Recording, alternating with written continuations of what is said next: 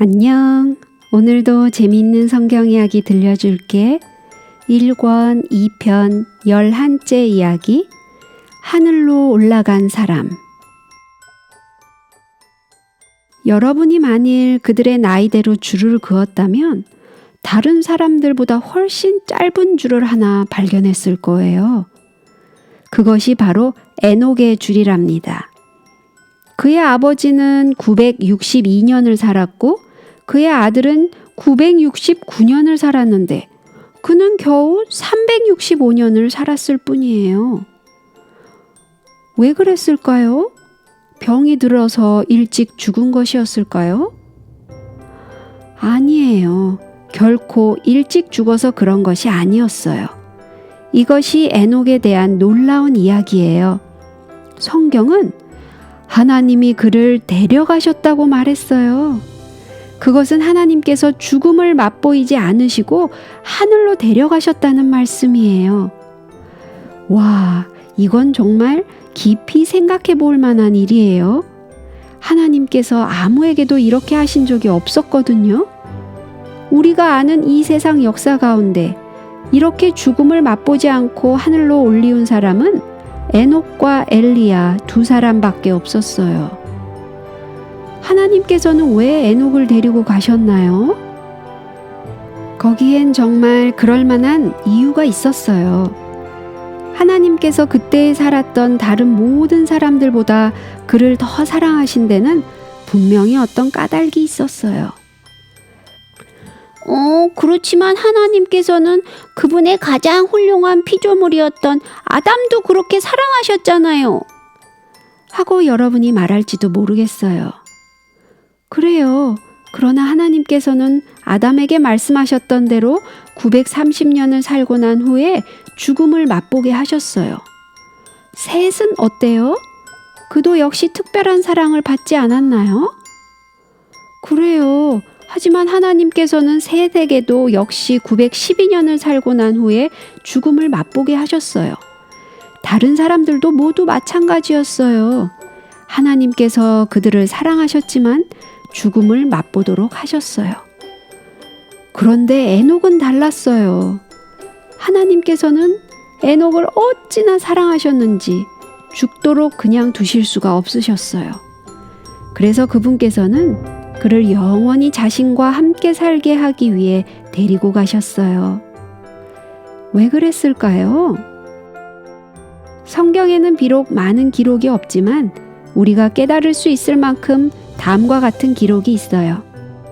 에녹은 605세에 무드셀라를 낳았고 무드셀라를 낳은 후 300년을 하나님과 동행하며 에녹이 하나님과 동행하더니 하나님이 그를 데려가심으로 세상에 있지 아니하였더라. 아, 여기에 비밀이 있었어요. 그는 하나님과 동행했어요. 바로 그것이 하나님께서 처음부터 아담에게 원하신 것이었어요. 아담이 하나님을 잊어버리고 떠나지 않고 에녹처럼 그분과 동행했더라면 하나님께서 그에게도 그렇게 하시지 못할 것이 아무것도 없었어요. 그도 분명히 죽음을 맛보지 않았을 거예요.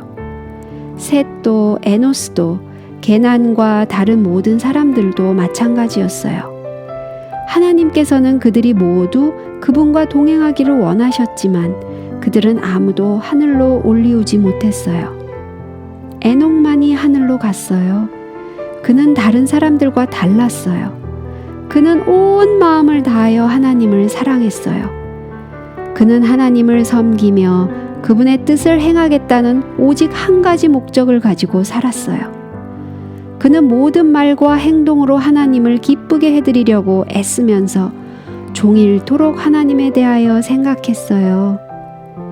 이기심이나 욕심, 시기심이나 성내는 일은 조금도 없었어요. 그는 이런 악한 생각들은 하나님의 자녀들에게는 어울리지 않는 것이라고 믿었기 때문이었어요. 하나님께서 그를 사랑하시는 것은 너무나 당연한 일이었어요. 아마 하나님께서는 참으로 아름답고 사랑스럽다. 아담의 모든 자손들이 에녹과 같으면 얼마나 좋을까 하고 기뻐하셨을 거예요.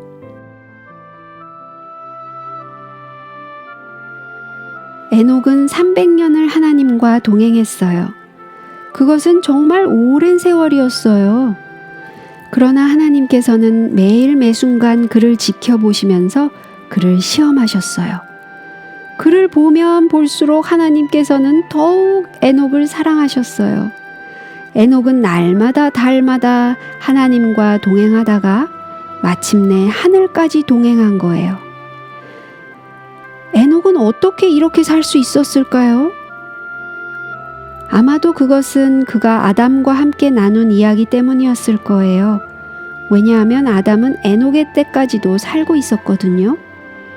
아마도 그는 세상을 창조하시고 사람을 창조하신 하나님의 사랑을 배울수록 더욱더 하나님을 신실하게 사랑하리라고 결심했나 봐요. 어쩌면 또 다른 일 때문에 그렇게 되었는지도 모르죠. 성경에는 에녹이 무드셀라를 낳은 후에 하나님과 동행했다고 기록되었어요. 아기를 가진다는 것은 아버지들에게 얼마나 큰 의미를 주는지 몰라요. 아마도 에녹은 사랑스럽고 귀여운 자기 아들을 바라보면서 하나님의 놀라우신 사랑을 더 많이 깨달았을 거예요. 그리고 그는 하나님께 마음을 바치고 하나님을 사랑하며 죽도록 충성할 것을 결심하게 되었을지도 몰라요. 어떻든 간에 그 순간부터 에녹은 하나님과 동행한 거예요. 에녹과 하나님은 아무에게도 말하지 않은 이야기들을 서로 주고받으면서 함께 걸어갔을 거예요. 에녹이 하나님의 계획을 그토록 많이 배웠던 때는 바로 그때였어요. 보라, 주께서 그 수만의 거룩한 자와 함께 임하셨나니 라는 훌륭한 예언을 쓸 수 있었던 것도 바로 그 때문이었어요. 그는 비록 아담의 7대 손이었지만 하나님께서는 그에게 예수님께서 영광 중에 재림하시는 모습까지 볼 수 있도록 하셨던 거예요.